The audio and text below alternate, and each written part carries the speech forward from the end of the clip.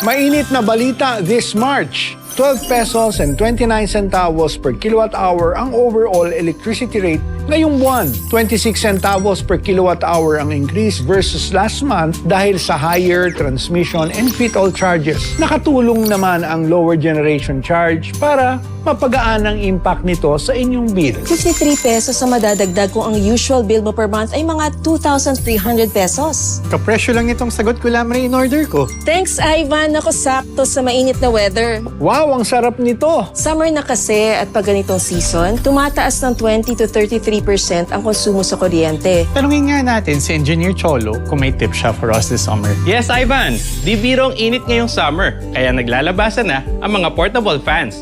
Para comfortable and safe kahit mainit, pero pasok sa budget. Alamin ang cost ng full charge nito. Power Lab tested yan! Ayos! Let's all stay cool this summer.